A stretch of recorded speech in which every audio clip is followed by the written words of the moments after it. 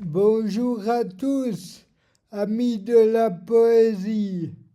La dernière leçon d'histoire, nous avons débarqué en Italie avec Horace.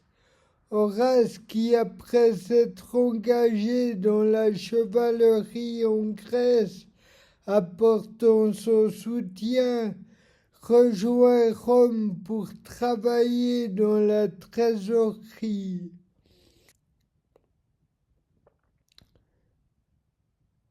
Donc on peut dire que sa vie est bien remplie. Après lui, l'histoire continue, remonte sur Florence, où le trio Giovanni Boccaccio, Francesco Petrarch et Dante Alighieri font se propager la poésie.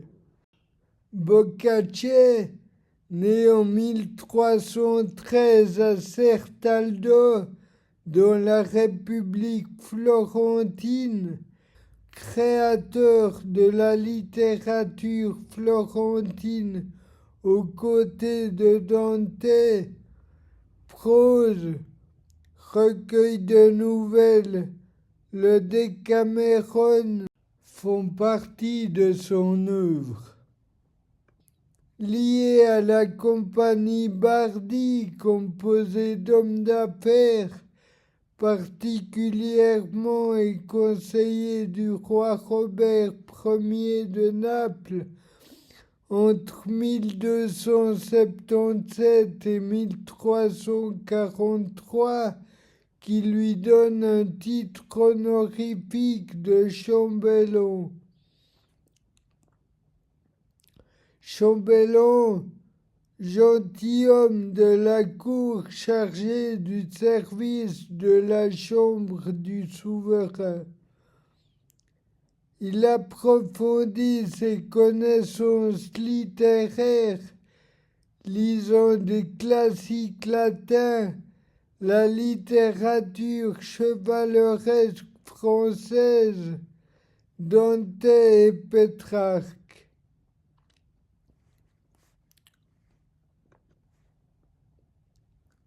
Dante Alighieri, poète, écrivain, penseur et homme politique italien de la République de Florence, né entre 1265 et mort le 14 septembre 1321 à Ravenne, ville italienne en Émilie-Romagne.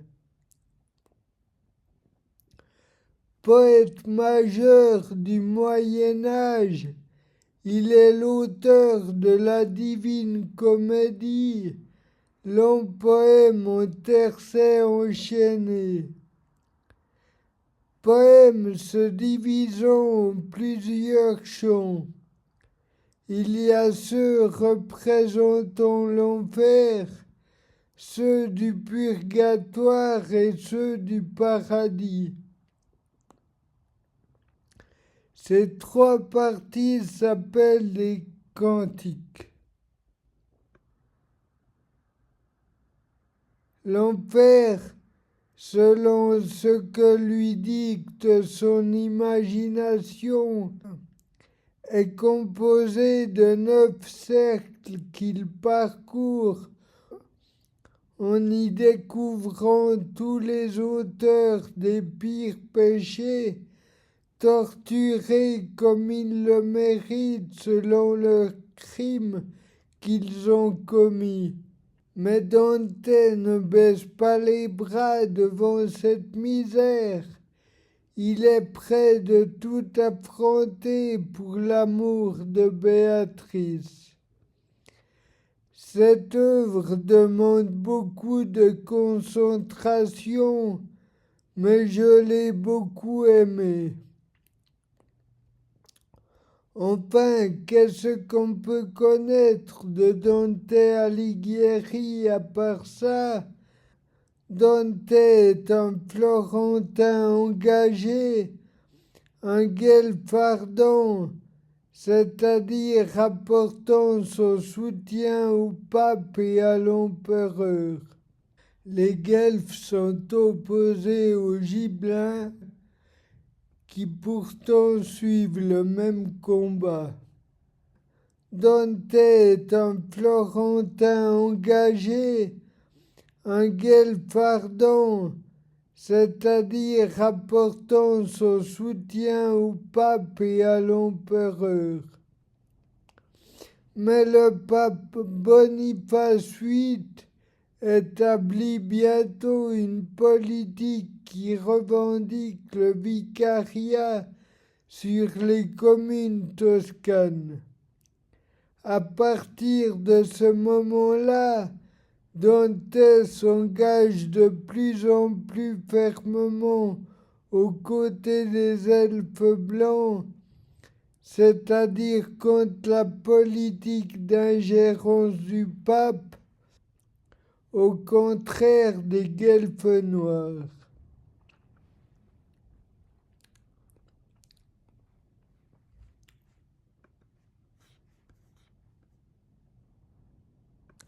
Quant à Pétrarque, je n'ai pas encore découvert grand-chose à son sujet, à part qu'il a séjourné dans le Vaucluse, aujourd'hui à environ 700 kilomètres de Florence, côté français, à peu près à la même altitude.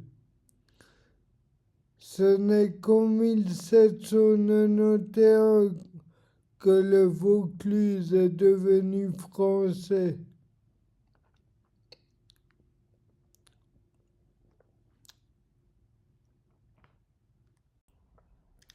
Si vous avez aimé cette vidéo, abonnez-vous à ma chaîne. L'histoire de la poésie continue.